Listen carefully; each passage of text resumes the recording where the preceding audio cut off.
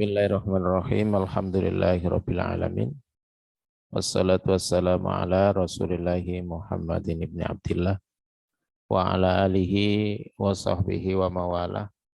Rabbi shrah li sadri wa yassir li amri wa hlul 'uqdatam min lisani yafqahu qawli. Allahumma anfa'na bima 'allamtana wa 'allimna ma yanfa'una wa zidna ilman. Alhamdulillahi ala kulli halin wa na'udzu billahi min hali ahli nar. Alhamdulillah. Sore ini kita melanjutkan ngaji kita, temanya puasa ala Rasulullah. Ya. Tapi kemarin disampaikan Mas Sutris lebih ke banyak ngaji gimana sih puasa, fikih puasa. Nanti sebagian kita sampaikan pokok-pokoknya kajian ini. Untuk yang fakta-fakta kontemporer, itu nanti insya Allah kita sampaikan di berikutnya. Ada fakta-fakta kontemporer kayak seperti suntik. Suntik itu kan macam-macam. Nah itu yang membatalkan yang seperti apa, yang tidak yang seperti apa. Ini contoh aja yang fakta-fakta itu insya Allah kita akan sampaikan di pertemuan berikutnya. Biar menyingkat waktu, poin yang pertama berkaitan dengan makna, ini penting kita sampaikan karena salah satu ibadah dari ibadah pokok di bulan Ramadan itu adalah puasa, dan nanti puasa itu sangat tergantung kepada batasan yang ada di dalam makna syar'inya. Sejauh mana kita melakukannya. Kita singkat saja, secara bahasa makna puasa itu imsak, dan seperti biasanya kita tidak memaknai istilah syariah itu dengan makna bahasa, tapi kita maknai dengan istilah syar'inya. Jadi kalau puasa itu maknanya imsak. Imsak artinya menahan. Menahan. Jadi kalau ada orang mau operasi terus disuruh suruh menahan dari makan. Itu juga namanya puasa. Puasa bicara, puasa macam-macam. Semua yang sifat yang menahan itu namanya secara lugawi maknanya adalah puasa atau imsak ya. Tapi secara syariat itu ya, secara syariat itu seperti yang diterangkan oleh Imam Al-Qurtubi dalam kitab tafsir beliau. Jadi wasaumu fi syar'i itu al-imsaku 'anil muftirat. Jadi menahan diri dari hal-hal yang membatalkan puasa. Ma'aktironil niyati bihi, yang disertai dengan niat. Jadi ini ada komponen yang penting, yakni disertai dengan niat. Min tulu'il fajri, dari terbitnya fajar, ila ghurubis syamsi, sampai tenggelamnya matahari. Wa tamamuhu, dan lengkapnya, wa kamaluhu, dan sempurnanya itu bijtina bil makhlurat, dengan meninggalkan berbagai perkara yang dilarang. Wa adamil wuqu'i fil muharramat, dan tidak jatuh pada perbuatan haram. Jadi ini pembahasan kesempurnaan. Jadi berarti di situ ada pertama perkara yang menjadikan puasa itu ada, dan ada perkara yang menjadikan puasa itu sempurna. Nah, jadi yang menjadikan puasa itu ada berarti nahan dari perkara yang membatalkan puasa disertai dengan niat. Dimulai dari terbit fajar sampai tenggelamnya matahari. Tapi sempurnanya adalah menjaga dari yang diharamkan beserta menjaga supaya tidak jatuh pada perkara yang diharamkan. Jadi menjaga dari perkara yang dilarang dan kemudian supaya kita tidak jatuh pada perkara-perkara yang diharamkan. Nah, untuk poin yang terakhir ini, poin yang terakhir kaitannya dengan seorang yang berpuasa itu harus menjaga dari perkara-perkara yang dilarang dan tidak menjatuhkan diri dalam perbuatan-perbuatan yang diharamkan. Itu salah satu hadis yang menyebutkan tentang masalah itu adalah hadis ini, jadi Abu Hurairah ini. Jadi ada hadis dari Abu Hurairah yang di mana di situ disebutkan Nabi sallallahu alaihi wasallam bersabda, "Malam yada' qaula zur wal amala bihi wal jahla falaysa lillahi hajatun ayyada'a ta'amahu wa syarabahu." Kalau ada orang tidak bisa menahan perkataan dusta, tidak bisa menahan beramal dengan kedustaan itu, atau tidak bisa meninggalkan tindakan bodoh, ya, maka Allah tidak butuh dia meninggalkan makan dan minum. Nah, lalu diterangkan yang dimaksud dengan qaul zur, perkataan dusta itu apa? Ada yang mengartikan ucapan qaul zur itu maksudnya ada yang mengartikan perkataan dusta. Ada yang mengartikan ucapan batil. Nah, ucapan batil, ucapan yang tidak benar, yang di situ ada padanya dosa, atau ucapan dusta dan kebohongan. Sehingga maksudnya perkataan batil itu banyak. Di situ disebutkan misalnya ucapan kufur, kesaksian palsu, mengada-ada, ghibah. Nah, kita sering dicontohkan itu ghibahnya. Nah, sebetulnya yang lain juga masuk di dalamnya.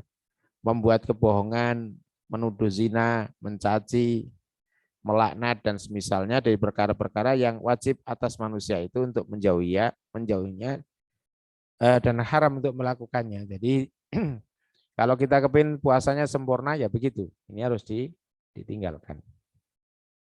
Terus maksud daripada beramal dengannya yakni amal itu sebagai atau terjadi sebagai turunan dari qaul zur atau juga dari kebodohan. Lalu kemudian kalimat berikutnya Allah tidak butuh, yakni Allah tidak menghendaki puasa seperti itu. Jadi kalau ada orang berpuasa ternyata dia puasanya itu hanya menahan lapar dan dahaga, Allah nggak butuh itu. Allah nggak menghendaki puasa seperti itu. Nah, dalam hal ini maksudnya ada yang mengartikan ini kiasan tentang tidak diterimanya amal. Jadi kalau orang puasa meninggalkan perkara-perkara yang batalkan puasa, tapi dia jatuh pada perbuatan haram, ini ada yang menyandarkan pada hadis ini puasanya tidak makbul. Nah, ada pula yang mengartikan maknanya bahwa pahala puasanya itu timbangannya tidak sebanding dengan dosa perbuatan azur atau apa yang disebutkan bersamanya tadi. Jadi ada yang mengartikan kalau ditimbang perbuatan dosanya itu dengan puasanya enggak sebanding, maka mungkin enggak seimbang. Di dalam penjelasan dalam kitab Subulus Salam dikatakan bahwa hadis ini adalah dalil atas haramnya dusta dan beramal dari turunan perbuatan dusta itu, serta berbuat bodoh atas orang-orang yang berpuasa. Yang mana kedua perbuatan itu sebenarnya juga diharamkan bagi orang yang tidak puasa. Jadi orang yang enggak puasa itu sebenarnya juga diharamkan bohong, dusta, qaul zur juga diharamkan. Tetapi ini lebih ditekankan larangannya. Artinya orang yang berpuasa itu lebih dicegah untuk berbuat itu. Lalu dikiaskan laksana seperti haramnya zina bagi orang tua. Zina itu haram bagi semua. Nek wis tua terus zina itu nemen. Nah, gitu ya. Sama dengan ini, sombong bagi orang fakir. Sombong itu haram bagi semuanya. Nah, apa meneh fakir, apa yang boleh disombongkan? Ya, gitu. Maksudnya gitu. Nah, ini makanya kalau kita bicara puasa tadi yang pertama itu adalah ada perkara-perkara yang menjadikan puasa itu sah, ada perkara-perkara yang menjadikan puasa itu bernilai. Nah, supaya sah berarti perkara yang membatalkan itu harus dilakukan disertai dengan niat dari terbit fajar hingga tenggelam matahari. Agar puasa itu bermakna, bernilai, maka dia harus meninggalkan perkara-perkara yang diharamkan. Nah, gitu. Makanya tadi awal kita menekankan supaya puasa itu bermakna, maka tinggalkan perkara yang diharamkan. Nah, sekarang bagaimana supaya puasa itu bisa sah? Ya sebagaimana ibadah pada umumnya harus dipenuhi syarat rukun. Nah, syarat rukun ini kajiannya saya memang cantumkan tidak banyak dalil nasnya nanti karena banyak dalil nasnya itu sudah maklum ini. Makanya saya tidak cantumkan. Nanti kalau mau ditanyakan kita diskusikan, sudah maklum. Jadi yang pertama kita bicara syarat dan rukun puasa. Nah, biasa kan ada syarat itu ada syarat wajib. Siapa sih yang wajib puasa? Maka di sini disebutkan ada syarat-syarat wajibnya puasa. Nomor 1 adalah Islam. Berarti semua orang Islam wajib puasa.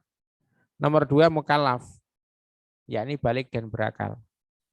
Yang ketiga, tidak adanya berbagai udzur yang menghalangi puasa, seperti haid dan nifas. Yang nomor 3 poin ini, poin B, yakni atau yang membolehkan berbuka. Jadi sepanjang seseorang itu ada kriteria ini, kriteria 3 poin ini, jadi ada kondisi 3 poin ini, maka dia wajib puasa. Ya, nomor 1 siapa? Islam, Muslim. Kalau orang itu Islam, kemudian yang 2 adalah mukallaf. Nah, di situ balik berakal. Terus tidak adanya udzur. Nah, udzur itu dibagi jadi 2. Udzur yang menghalangi puasa, seperti haid nifas, itu kan malah nggak boleh puasa. Ada udzur yang membolehkan berbuka. Jadi karena adanya udzur itu menjadi boleh, bukan berarti nggak sah, tapi boleh nggak puasa. Seperti apa?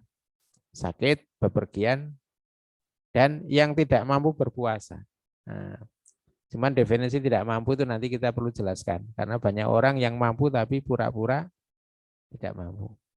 Jadi kayak seperti pekerja itu kan banyak orang itu kalau di kasus misalnya kuli batu di saat Ramadan, jadi kuli batu itu ketika tidak bekerja tidak puasa itu bukan karena nggak mampu, karena sejak malam sudah nggak sahur, sejak malam sudah nggak niat puasa, itu namanya bukan nggak mampu.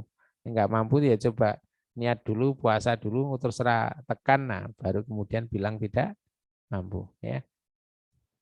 Nah ini saya kasih catatan masalah udzur, adanya udzur yang membolehkan tidak berpuasa. Nah, boleh tidak berpuasa. Ini catatan sebagian saja, barangkali ini penting ya. Karena saya beberapa kali ngisi pengajian, poin ini ternyata ada yang nggak paham. Jadi ulama sepakat bahwa orang yang hendak bepergian pada bulan Ramadan tidak boleh baginya berniat pada malam harinya untuk tidak berpuasa. Jadi kan udzur itu bolehnya itu kan kalau sudah bepergian. Jadi kalau misalnya nanti malam itu adalah malam 1 Ramadan, saya besok mau ke Surabaya, maka nggak boleh malam itu aku besok mau pergi kok. Saya nggak usah sahur, nggak usah niat puasa, ya, nggak boleh begitu. Karena apa? Karena udzurnya belum ada. Perginya kan belum terjadi. Jadi tidak boleh niat dari malam terus tidak puasa. Atau sebelum berangkat sarapan dulu. Karena belum safar. Jadi bepergiannya belum ada. Jadi udzur itu baru boleh kalau memang udzurnya ada. Jadi rukhsah itu baru boleh diambil, keringanan itu baru boleh diambil ketika udzurnya sudah ada. Nah, kemudian di situ juga tidak diperbolehkan berbuka sebelum ia keluar bepergian. Nah, itu ya. Terus ulama juga sepakat bahwa bepergian yang membolehkan berbuka adalah bepergian untuk melakukan ketaatan. Semisal apa? Jihad. Mencari nafkah yang wajib. Sedangkan untuk bepergian yang mubah dan bepergian untuk melakukan maksiat ada perbedaan pendapat. Nah, yang kuat sebetulnya batasannya adalah bepergian yang mubah. Jadi menurut pendapat yang kami pahami yang paling kuat itu adalah batasannya sepanjang bepergian itu mubah maka boleh. Nah. Ulama berbeda pendapat mengenai kadar safar yang membolehkan berbuka. Nah, sampai seperti apa yang bolehkan berbuka itu. Tetapi ada asar yang bersumber dari Ibnu Umar dan Ibnu Abbas, keduanya berbuka dan mengqashar sholat jika jarak yang ditempuh itu mencapai 16 farsah atau 4 burut. Kalau dikonversikan ke sekarang 1 farsah 5 kilo. 16 kali 5, 80. Ya. Itu kalau kita sandarkan pada penjelasan Ibnu Umar dan Ibnu Abbas. Nah, tetapi ya tadi itu, kita puasa tetap boleh. Makanya kalau kepingin aman dari perselisihan, kalau kita mampu nggak berat ya puasa saja. Itu lebih aman. Nggak masuk dalam wilayah perselisihan pendapat. Nah, syarat sahnya puasa itu ada 3 juga. Yang nomor 1 Islam, berarti orang kafir meskipun dia mau puasa tidak sah. Kemudian berakal, dan berakal yang dimaksud di sini adalah mumayyiz. Mumayyiz itu jadi begini, kalau ada anak belum tamyiz, belum bisa kalau tamyiz itu kalau menurut penjelasan ulama mazhab Syafi'i itu bisa melakukan istinja sendiri, makan dan minum sendiri. Nah, itu mumayyiz. Terus ada pula yang berpendapat mumayyiz itu anak itu sudah bisa menerima instruksi dan merespon instruksi dengan benar, dengan tepat. Nah, ada yang mengatakan seperti itu. Nah,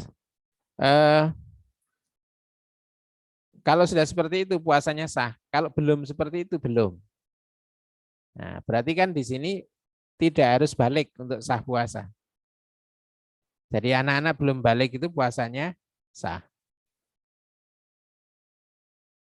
Jadi ini bedanya dengan kewajiban. Jadi dia belum wajib puasa, tetapi kalau dia puasa hukumnya sah. Kalau yang wajib kan yang sudah balik. Tetapi kalau sahnya tidak harus balik. Jadi ibadahnya anak-anak itu sah kalau puasa, termasuk sholat juga sama. Anak-anak yang belum balik itu, tapi dia sudah mumayyiz, kalau sholatnya sah. Terus tidak adanya berbagai udzur yang menghalangi puasa. Nah itu kalau haid malah nggak sah ya, nifas malah nggak sah. Sekarang yang poin yang paling penting ini adalah kaitannya dengan rukun. Rukun ini sebetulnya hanya berkisar pada 2 poin saja. Yang pertama adalah niat puasa. Nah, ini karena termasuk perkara yang harus ada, karena puasa itu nggak bisa dibedakan dengan yang lain. Yang kedua adalah menahan dari, nggak bisa dibedakan antara satu dengan yang lain. Puasa satu dengan puasa yang lain itu harus menuntut adanya niat.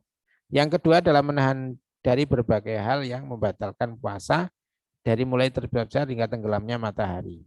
Nah, puasa Ramadan ini termasuk ibadah, maka tidak boleh melainkan dengan niat. Sebagaimana hadis yang kita sebutkan, innamal a'malu binniyat.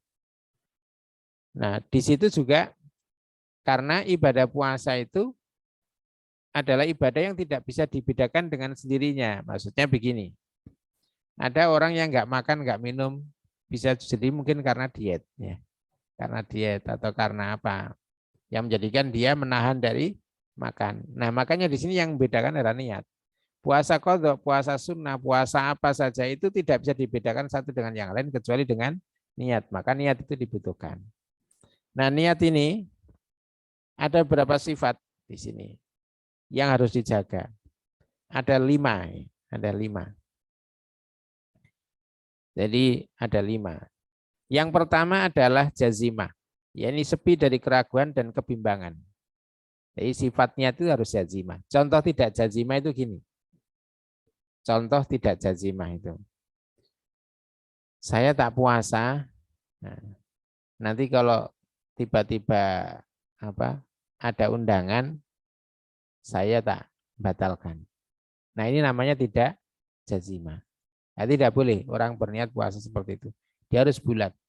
Ya. Kemudian yang kedua, itu harus tertentu, muayyanah. Jadi jumhur fuqaha berpandangan bahwa harus penentuan niat itu pada puasa Ramadan atau puasa fardu dan wajib lainnya. Dan tidak cukup dengan niat puasa mutlak. Jadi kalau kita puasa Ramadan harus diniatkan spesifik bahwa memang ini puasa Ramadan. Jadi tidak cukup dengan mengatakan saya besok puasa. Tapi harus disebutkan bahwa saya ini besok puasa Ramadan. Jadi sudah spesifik. Atau kalau qadha ya saya besok puasa qadha. saya besok puasa nadar gitu. Spesifik ya. Terus kemudian diinapkan mubayyatah, yakni dilakukan pada malam hari ini dan ini disepakati untuk puasa wajib.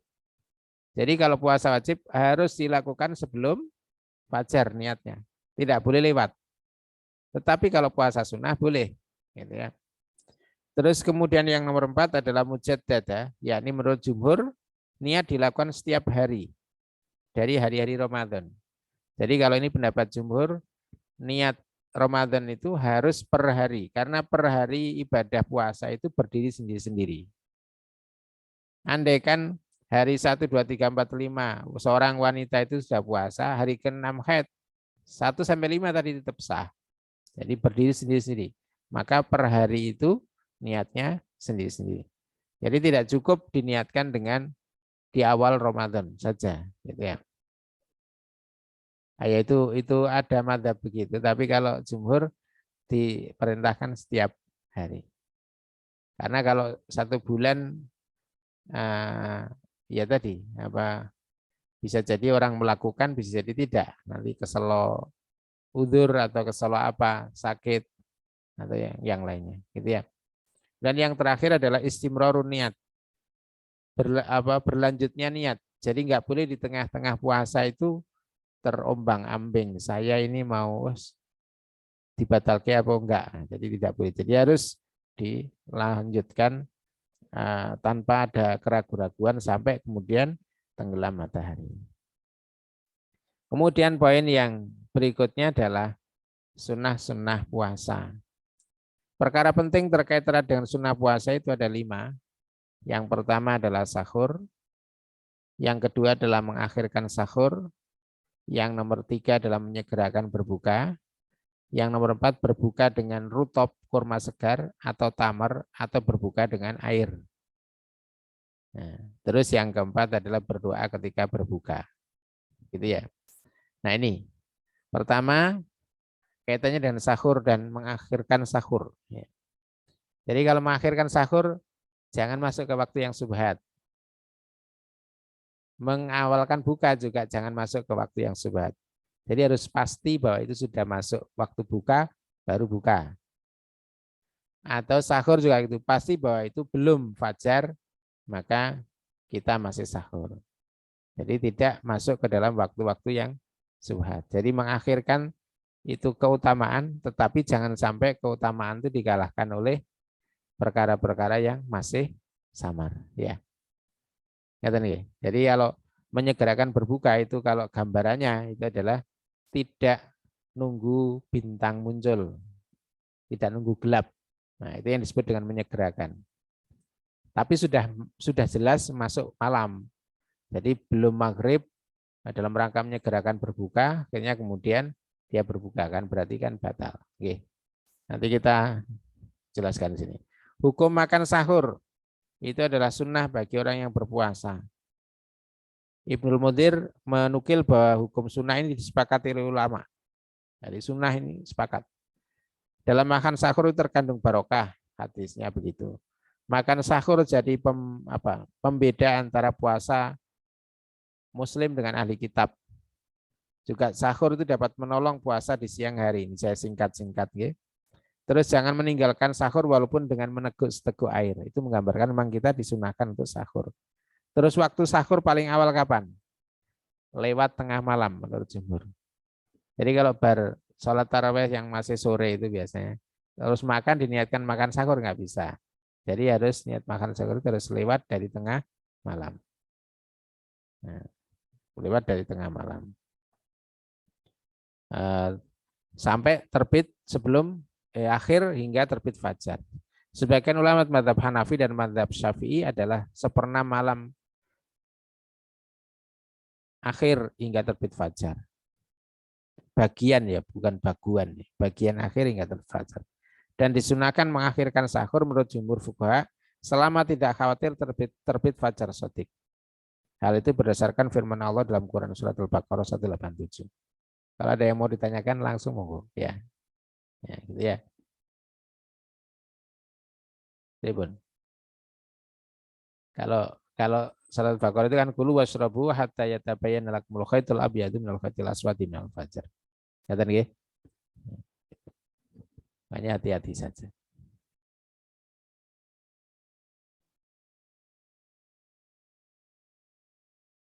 Patokannya ajan itu gimana? Jadi sebetulnya kalau nasnya itu fajar, ya fajar.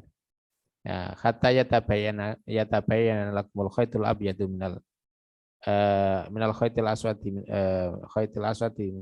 apa itu kalau misalnya Al-Baqarah ayat 18. Khaitul abyadu minal khaitil aswadi minal fajr. Aswad abyad minal fajar. Jadi patokannya adalah fajar. Nah, bahwa kemudian fajar dulu dipastikan itu dengan apa? Dengan ditandai dengan adanya azan. Nah, itu. Makanya kan dalam syariat Islam itu kan muadzin itu harus ahli dalam melihat fajar. Jadi dia harus orang yang terpercaya. Gitu. Nah, kalau sekarang kita sudah dibantu dengan jadwal. Nah, gitu. Jadi patokannya itu saja. Jadi kalau misalnya adzannya telat gimana? Nah, itu. Ya, kalau adzan yang dimaksud adalah adzan dari orang yang terpercaya dan orang yang ahli untuk memastikan waktu sholat subuh, gitu ya. Berarti bukan imsak ya? Kenapa? Bukan imsak. Ya, kalau imsak itu sebetulnya ikhtiyat saja, kehati-hatian. Jadi kehati-hatian saja. Jadi kalau gini ya, kalau secara teori itu kan gini. Sekarang ini kan yang dipakai oleh jadwal nasional itu ya, nasional untuk waktu itu kan fajar itu dianggap muncul itu kalau menurut alat pendeteksi cahaya itu kan aslinya itu minus 21 derajat.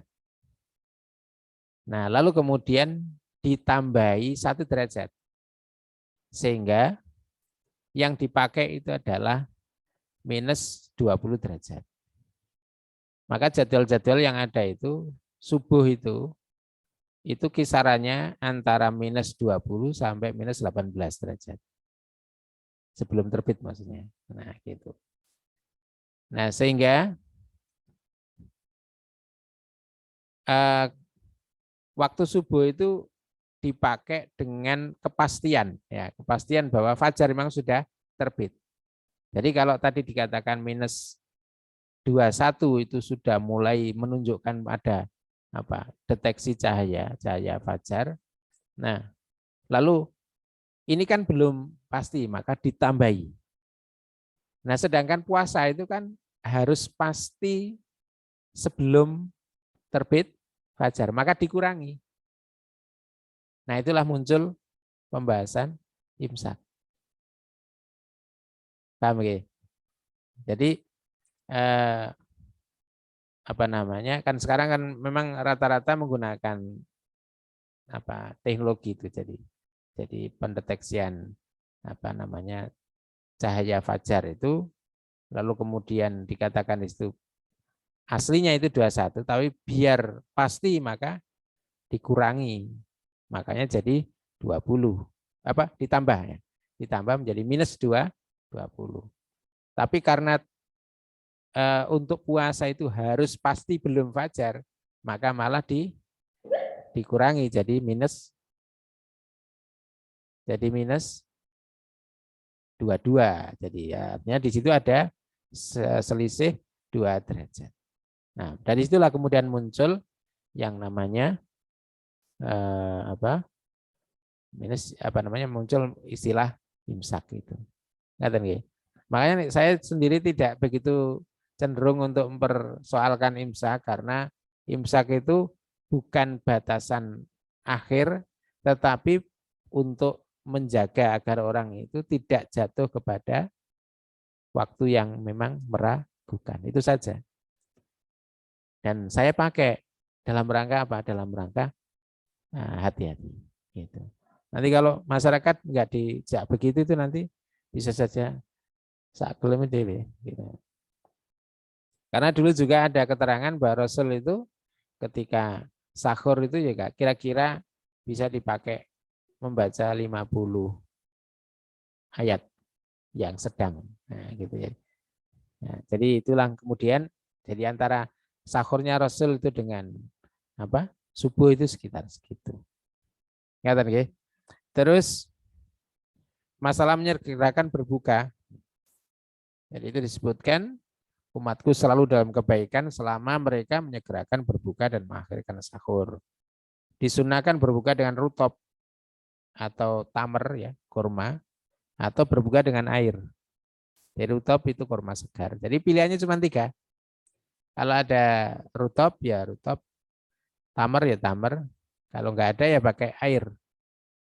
Nah, bukan kolak, nggih. Itu gara-gara iklan yang manis-manis. Nah, gitu.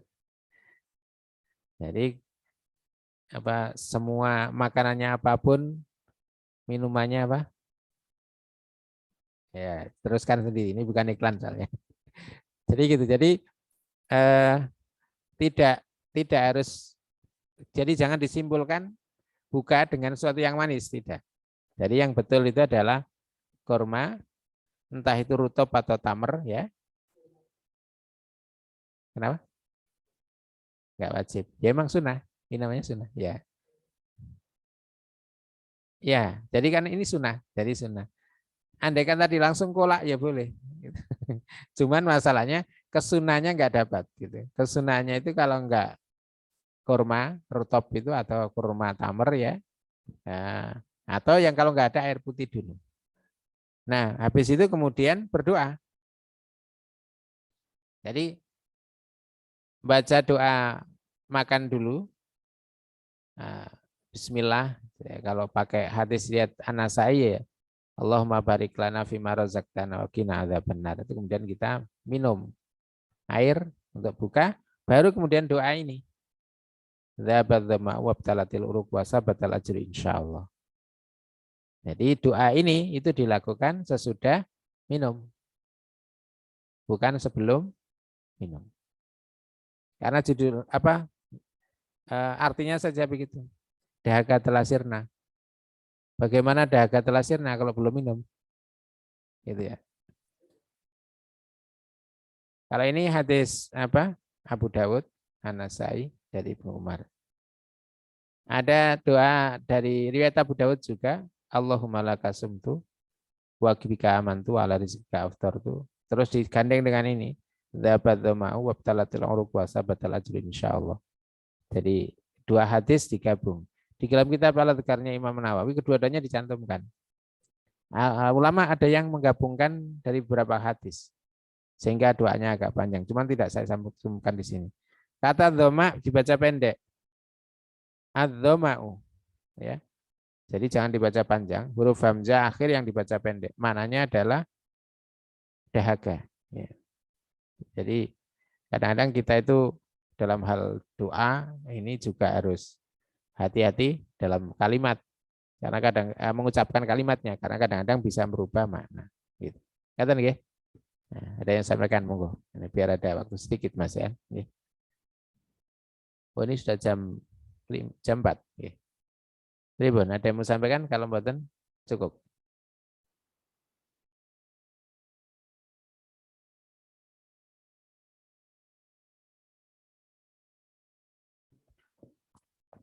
Mungkin Bapak Ibu yang via Zoom bisa bertanya. Kalau mungkin ada pertanyaan, monggo dipersilakan.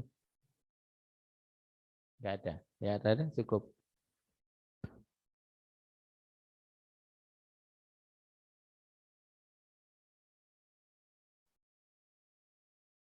Ribun, ada yang mau sampaikan?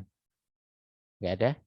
Ya, kalau ada, insya Allah kita lanjutkan masalah-masalah kontemporer menyangkut masalah puasa.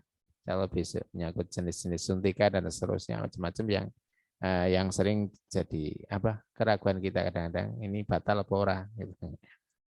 Kita tutup dengan doa kafaroh. Subhanakallahumma hamdika asyhadu an la ilaha illa anta astaghfiruka wa atubu ilaik. Assalamualaikum warahmatullahi wabarakatuh.